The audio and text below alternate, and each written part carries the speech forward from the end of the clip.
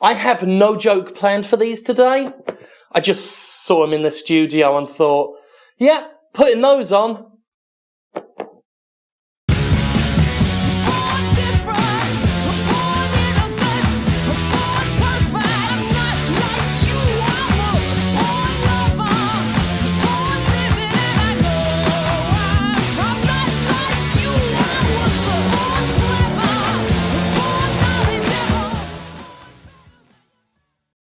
You know, folks, I find myself with an interesting dilemma. On the last video I did in this series, I made a joke about desperately begging for people to like and subscribe on the video. The thing is, that actually did see a significant uptick in subscribers. So the thing is that begging for likes and subscribes is pathetic and worth making a joke about, except it legitimately really does work, so please like and subscribe! Please! Please! I've got crab claws on! Oh, I left this light on. It should be fine. I mean, it fucks with continuity turning it off. Anyway, we're going to have ourselves a grown-up discussion about the Epic Games Store, a subject that's gotten very touchy, a little bit emotional, and some might say just a touch ridiculous. But we're going to try, regardless, to discuss this in an adult manner. Now, I'm going to say some things that the Epic haters are going to really, really like. I'm going to say a couple things that they may not appreciate so much, but I urge you all to take on board what I say, hear me out, and come to a sensible, calm, rational conclusion. That ain't gonna fucking happen! It's no secret by now that the conversation around the Epic Games Store has gotten really fucking nasty. I mean, really fucking nasty. When the Epic Games Store started, it all seemed like a good idea, initially, and theoretically it still is.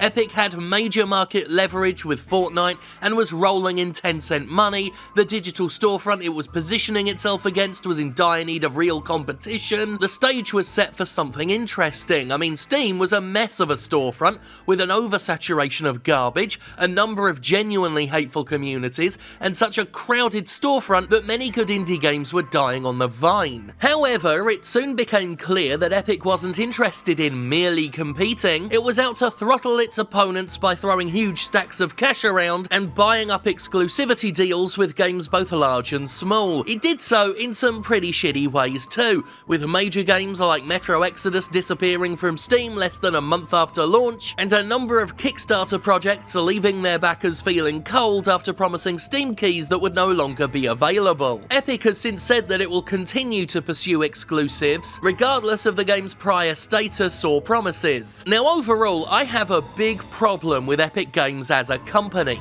Their treatment of workers has been abusive, with unreasonable perpetual crunch periods, resulting from the perpetual service nature of Fortnite. Tencent having so much control and influence over the industry is something I never like to see any one single company have.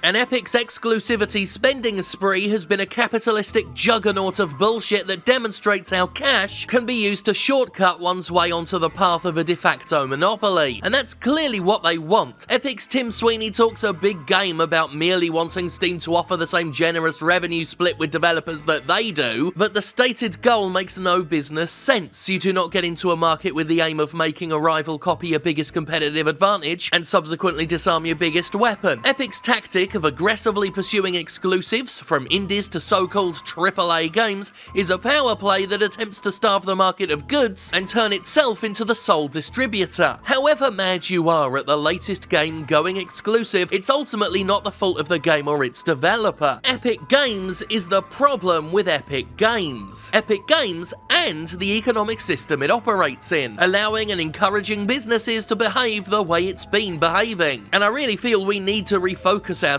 here, because if you do have an issue with the way Epic's been doing business, you ultimately have an issue with the unchecked capitalism, or quadruple-apitalism as we call it here, that's allowed all this to happen.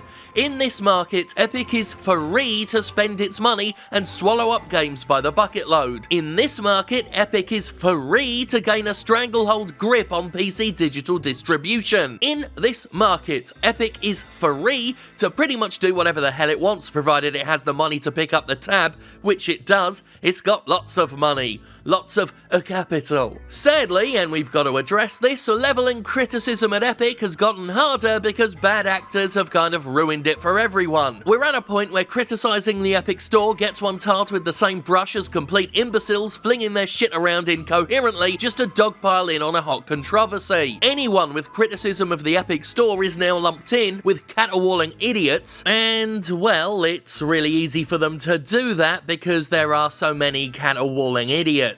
Because the internet is the internet, and game discussions particularly tend to get just plain horrible with enough time, the subject of the Epic Store has turned thoroughly poisonous, and the outrage around Epic Games has officially gotten out of control. The breaking point for this has been Ooblets, a game that signed an exclusivity deal with Epic, resulting in the developer Glumberland getting bombarded with hate speech, harassment, and threats. Now, I had issues with the way Glumberland announced the deal, dismissing what I feel are some genuine concerns about Epic's business practices. But a video I'd published on the matter is currently set to private after seeing just how fucking vile the attacks on the team had gotten, because I don't want to be even indirectly contributing to the kind of horror show displayed here. And if you're offended that I censored myself, well, sorry, but I'm not gonna accept blame for taking it down. I want no part of that bullshit. Blame the abusers. I want no part of that toxic shite. Nobody deserves what that team got. Physical threats, hate speech of pretty much every stripe, outright lies, and sheer gibbering hatred made up thousands of messages sent their way. And folks, that's just not fucking helpful, is it? Anyone who did that really fucked things up for everyone, because once we get to the point where developers are receiving that kind of vomit, it poisons the well, totally overshadows any legitimate critique of Epic there might be, and paints any problem people might have with the store as coming from a group of screaming maladjusted morons thanks to the screaming maladjusted morons.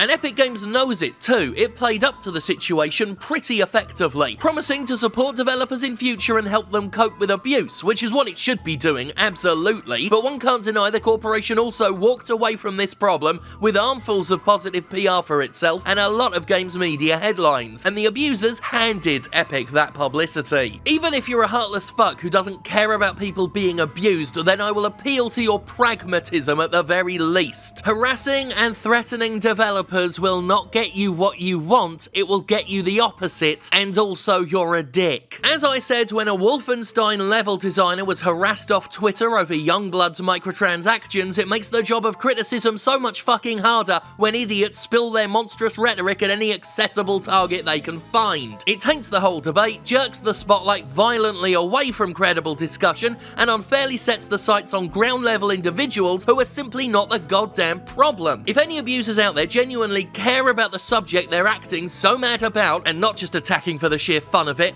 then they're scoring an own goal every time they decide to throw their anger at completely the wrong people. This is especially worth remembering when it comes to indie developers. Look, you gotta give them some slack. It's a dog-eat-dog horror show out there in game development. I'll say what I've said every single time I've talked about this. I do not blame any one indie developer whatsoever for taking the Epic exclusivity deal. Barring extra circumstances like crowdfunding promises or last-minute changes that fuck with pre-orders, I think smaller games need your understanding. They're not big AAA publishers. They're not acting out of malice or bloody-minded greed. They're just trying to survive like the rest of us. Be the game Ooblets, Shakedown Hawaii, Hades, whatever, there are very understandable reasons to want to sign with Epic. The revenue split is unquestionably generous, with Epic only taking 12% of the cut as opposed to Steam's 33%, and for any small studio that's hard to pass up. Plus, any struggling small developer is going to benefit from the upfront exclusivity cash that often ensures a game's financial success regardless of sales. I think that's a deal a lot of you watching out there would find fucking tempting. On top of that, the Epic Store is not full of asset flips that bury their releases, or or games about school shootings and killing gay people that the algorithm might associate genuine games with. A lot of indie games have struggled on Steam. The market is so crowded and the lack of oversight has led to the underhanded exploitation of many features that can push down quality work and elevate bad actors peddling what Valve itself calls fake games. But to bring this back to reminding you what the real problem is, there's a bit of a sinister side to indies taking the deal. And the blame is with,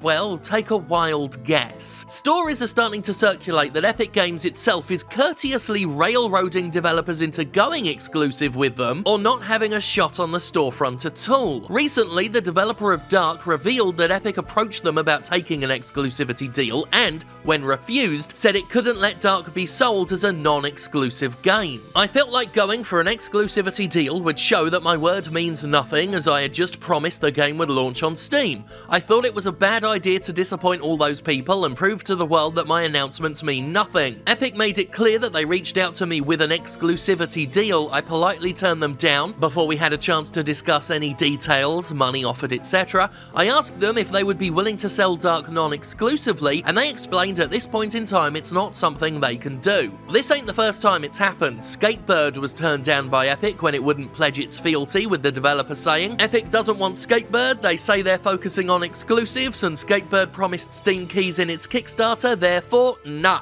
Epic is actively pursuing a number of indie titles that show significant pre-launch interest, but Epic's own interest is purely conditional. It's eager to work with small companies only if it can be the sole seller of their work, which says a lot, I feel, especially for a company that claims it's doing all this for the betterment of the PC market. That's been Tim Sweeney's whole angle. What this says is that the Epic Games Store is about disrupting the market more than being a decent storefront for customers and game purveyors alike. That it's snapping up games simply to have them as exclusives rather than offer them to shoppers at all. That it only cares about indie games if it can use those indie games to hurt its competition and feed into that disruption. Epic knows full well who has the power in the dynamic between it and a tiny indie company, and it's exploiting that power to the fullest. And if you've ever read about the way Epic is said to treat its workers, exploiting power dynamics for selfish gains is something Epic's very, very well versed in. If you're a small-time dev who wants and needs that safety net of success Epic offers, if you'd like the extra security that a platform like Steam can't offer, well, Epic can offer it to you, but only if you cut Steam out of the equation entirely. Some people perceive even small studios taking the deal as something motivated by sheer greed, but Epic's revenue split isn't merely attractive bait, it's being used to effectively strong-arm creators with an ultimatum. An ultimatum that I'm not entirely sure has been given to AAA publishers, some of whom seem to enjoy being on both the Epic Store and Steam just fine, and are literally in it for the money because they're big honking corporations and that's all they ever care about. Epic is actively putting indie developers into awkward positions, profiting off them,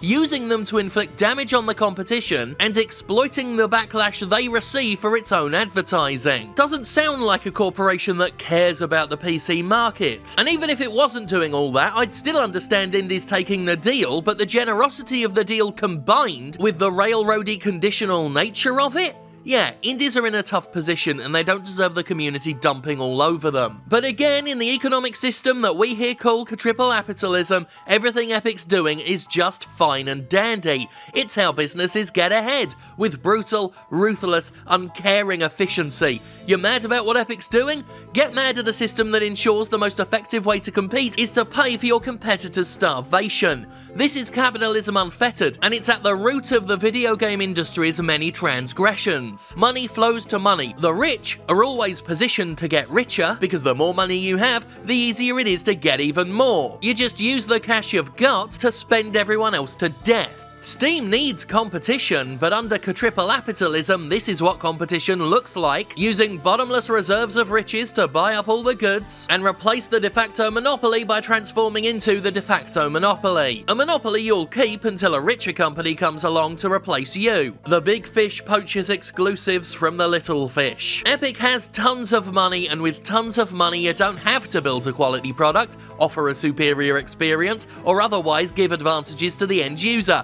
You just have to have more cash than the other fuckers and crush them with it. Anything less than that would be seen by executives as a waste of time and resources. Why bother being better when being richer gets you what you want quicker? There's nothing preventing this, and in a market where the only golden rule is to make all of the money as swiftly as possible and damn the consequences, it's something that will just keep happening. Oh, well, that's a shame.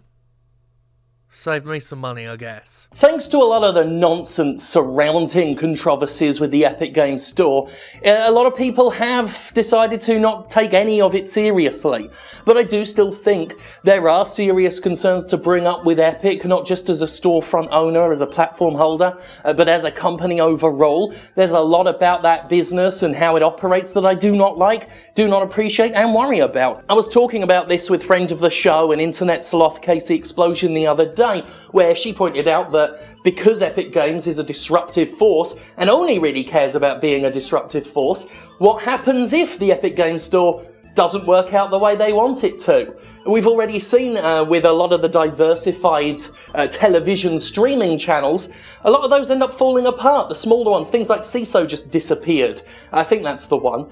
They take these exclusive shows, some of them quite good, and then just evaporate. And you're often left wondering, well, where is the show going to go? Where is the stuff I was enjoying going to go? And any one of these services that have splintered back from when we only had one or two big things, their future is uncertain. And that's something to worry about. Like, there shouldn't be one single entity. There should be competition. But when it splinters and splinters and splinters and goes off in all these different directions, some of them just aren't going to make it, and they could take down some good video games with them. And that's something to also be concerned about with Epic. The fact that they have this roadmap of content and they haven't really met a lot of it. We're still waiting for crucial elements. I bring this up a lot, things like a shopping cart. There are many things, many conveniences that other storefronts have. And people have said, oh, well, give it time. That Steam didn't work out too well when it first occurred, when it first appeared. It's had so many years to get good. But by the same token, other storefronts have had that time, that exact amount of time to learn from those mistakes. If I brought out a video game console right now and it didn't even have HD, I couldn't point to things like the Sega Genesis and say, well, that didn't have HD at the time, so cut me some slack. Anyway, I've totally gotten away from my point, and I am too sleepy now to get back to it, so I'm literally just going to end the video, thank God for me.